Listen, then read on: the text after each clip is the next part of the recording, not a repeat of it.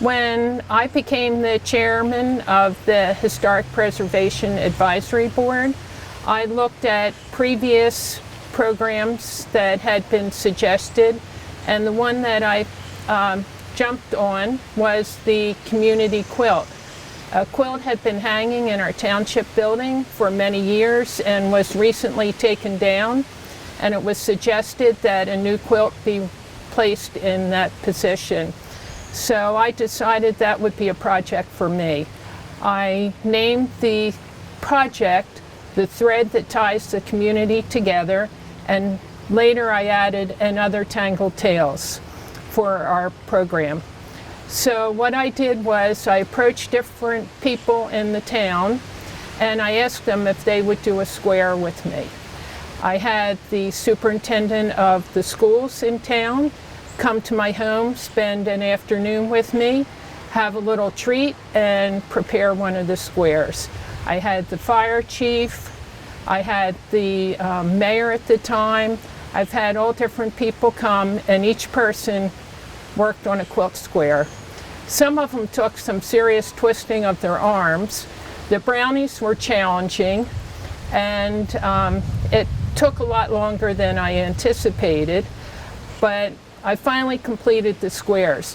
The most difficult part was to put the squares together. Since I never really made a quilt before, I didn't really prepare myself for what needed to be done.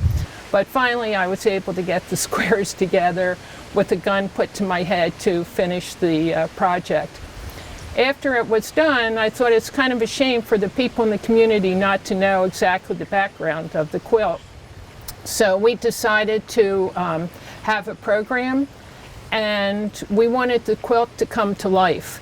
So each of the participants were invited to come and tell a story related to themselves or to the quilt. So the quilt came to life. So the one, Dorothy Robbins Talavera, her father was a local physician, and he was well known because he was missing a hand. So Dorothy came and she told a story about her father and had a display of the hands that he had made over the years to use. The fire chief came and talked about coming to our house for the first time with a well that had erupted in the basement. So they were very tangled tales. And we got more people to come to this program than any program that anybody had come to in the township. So it was really rather exciting, and I felt that this wasn't just my project, it was everybody in the community's project. And I want, when the quilt to hang, for people to feel that they are part of it. Either they participated or one of their friends or somebody they know made the square. They're all historic pictures on there. There's of course, in the upper left is a picture of my house, which my ancestors lived in here in the 1800s.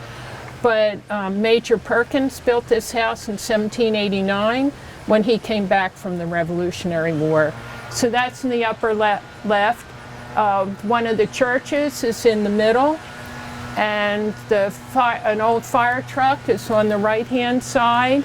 We have the old shoe factory. We have the former mayor's father, who was a well-known wood carver and duck hunter. We have the Babe Ruth baseball player, because he was here and played in our field here, and we celebrate that periodically. We have Mr. Diggs, who was a very prominent, one of the first free black men in Delanco, and the church and a pavilion, and this was part of the camp meeting. So there's a picture of what the camp meeting looked like back in the day. It will be hung in the township building above the entrance inside.